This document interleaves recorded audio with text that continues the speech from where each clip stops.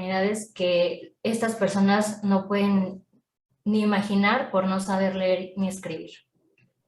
Sí, totalmente de acuerdo. Y de hecho hay otro tema muy interesante que de hecho también se tocó un poco en el panel de discusión de Ruperto, y es que hay una cosa psicológica que es la mentalidad de escasez. Cuando te faltan las cosas, bueno, tus necesidades básicas, es decir, acceso a la educación, salud, que te traten bien, que tengas una familia, una casa, etcétera, etcétera, eh, aunque te enseñen o te presenten información nueva, no vas a retener 7 de cada 10 cosas que te enseñan. Entonces, o sea, imagínense poniéndose en la perspectiva de una mujer indígena en la que la poca educación que pueden recibir está muy limitada, están siendo constantemente discriminadas por la sociedad, el gobierno no, la negligencia del gobierno hace que se perpetúe esta situación y además, aunque tuvieran ese acceso a la educación, al estar expuestos a este tipo de condiciones no favorables, no van a poder realmente retener la educación. Entonces es un problema gravísimo que parece que no se ha solucionado en lo absoluto.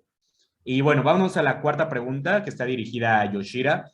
Y bueno, ¿crees que la discriminación a las comunidades indígenas se puede eliminar por completo en el futuro? ¿De qué manera podemos dar el primer paso?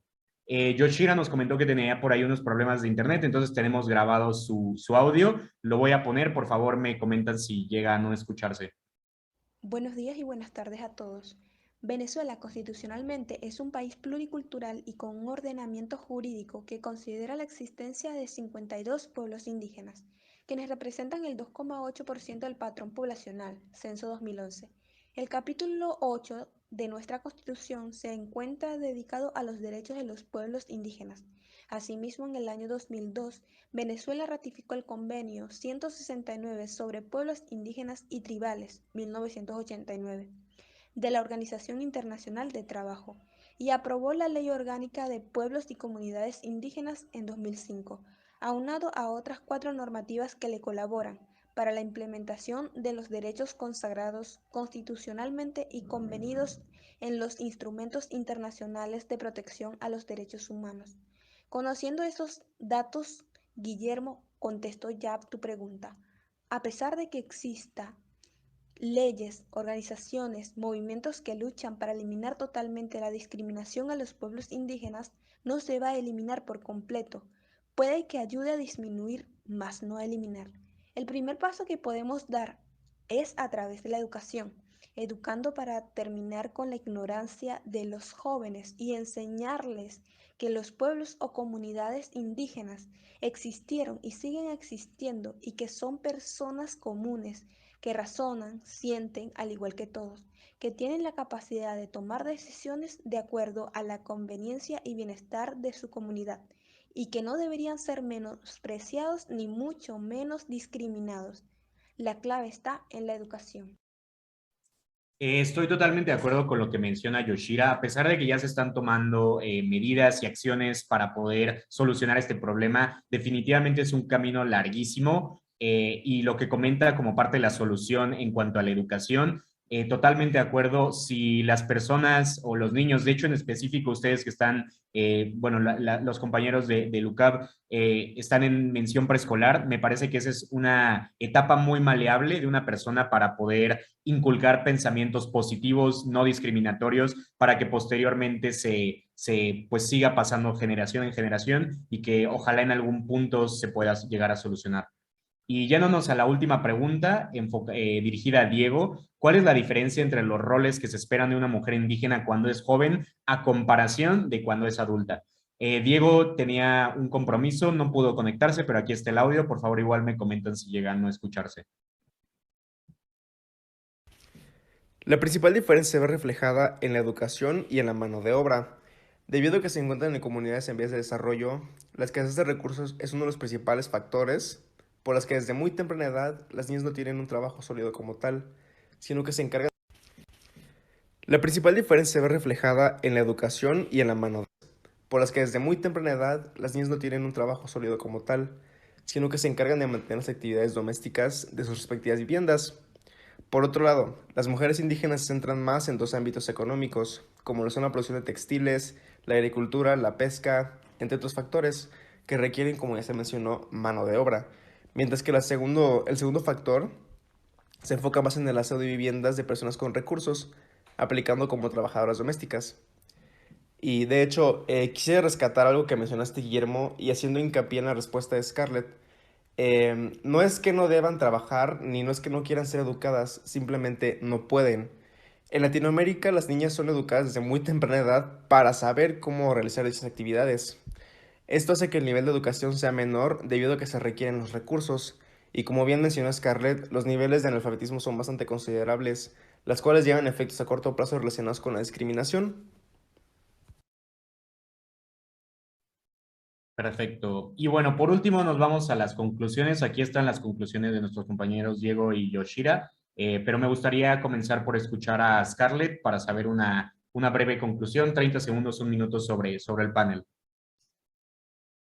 Tanto en Venezuela como en México, esta es una situación que desencadena una serie de problemas que perjudican directamente en la calidad de las personas y pisotea su dignidad completamente y los derechos humanos a los que supuestamente nos respaldan a todos. Definitivamente en un espacio como este es importante destacar cada aspecto en el que las mujeres indígenas manifiestan desventajas sociales respecto a la población en general, ya que las necesidades de pueblos y comunidades indígenas no podrán ser tomadas en cuenta si ni siquiera conocemos su realidad, y este es uno de los retos que nos atañen a todos.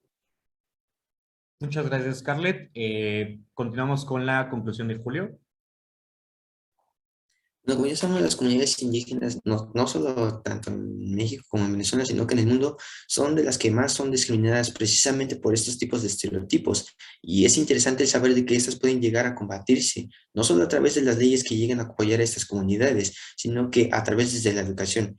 Combatir esta ignorancia, puesto que todos somos iguales y merecemos un trato y oportunidades mismas. Dejar estos estereotipos que solamente nos atan y ayudarnos mutuamente para crecer. Muchas gracias, Julio. Seguimos, perdón, con la conclusión de Pedro, por favor.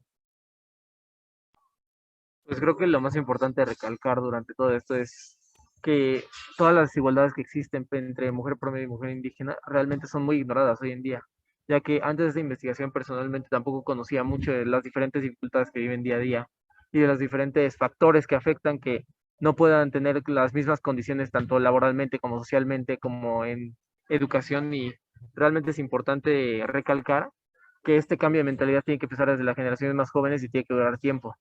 Lo importante es tanto que se dé el mensaje como que sepa que esto tiene que ir cambiando, que realmente no importe tu origen y tu diferente condición de vida, sino lo que tengas para aportar a la gente. Perfecto, muchas gracias, Pedro. Vamos a seguir con las dos conclusiones de Yoshira y Diego, los compañeros que no están bueno, no pueden abrir su micrófono en este momento. Analizando más el trasfondo de la situación económica de las comunidades indígenas en México y en Venezuela, ambos países regidos por gobiernos capitalistas, los recursos son la base de las oportunidades. Sin embargo, son las interseccionalidades las que privan a este grupo minoritario de gozar de dichas oportunidades. Es un problema que se lleva desarrollando desde el principio de la historia de América, en la conquista para ser exactos. Y hoy en día es nuestra responsabilidad llevar a cabo acciones relacionadas con la Agenda 2030, es decir, con el objetivo número 1, fin de la pobreza, el 4, educación de calidad y 5, igualdad de género, para crecer como sociedad fundamentando los valores de igualdad y equidad. Los pueblos indígenas enfrentan muchos desafíos y sus derechos son violados con frecuencia. A menudo se les excluye de los procesos de consulta sobre proyectos que afectan a sus tierras. Para lograr la equidad de género, es importante recordar la necesidad de ejercer sus derechos y deberes. Lograr la igualdad de género en comunidades indígenas pasa por reconocer sus principios básicos que rigen y ordenan las normas de convivencia de sus comunidades y sociedades, como la complementariedad, la reciprocidad, la ayuda mutua, la necesidad de convivir en armonía y en equilibrio. Perfecto, pues quiero agradecerle mucho a todos los integrantes del panel de discusión. Quiero terminar por hacer una súper breve conclusión sobre algo por una misma experiencia que tuve gracias a tener que hacer la investigación para este panel de discusión. Y es que la verdad a mí personalmente nunca he discriminado a estos grupos, pero realmente era algo que no me importaba o era algo que simplemente estaba como muy detrás en mi mente que realmente no le ponía atención. y al ponerme a investigar y en especial al ver este tipo de estadísticas como esta, o sea que hay un 50% de probabilidad de que cuando naces te mueras antes de los 3 años, me pareció muy impactante, realmente sí me tocó y creo que pues esto me hace mucho más consciente y creo que el hecho de concientizar y educar a las personas, que es algo que proponía Yoshira, por ejemplo, es de lo más importante para comenzar a eliminar este problema, si lo podemos llamar así, de raíz, porque la discriminación viene de imitar las acciones de otras personas, usualmente personas con mayor autoridad o más grandes que tú, como lo son tus papás, hermanos, primos, etcétera. Y pues sí, totalmente es algo que le invito a todos a conocer un poquito más y a reflexionar un poquito más. Creo que todavía nos quedan como 2 minutitos o algo por el estilo, entonces no No, sé. realmente se terminó el tiempo, Guillermo, Súper, disculpa. perfecto. Entonces con eso concluimos. Muchas gracias. Bien.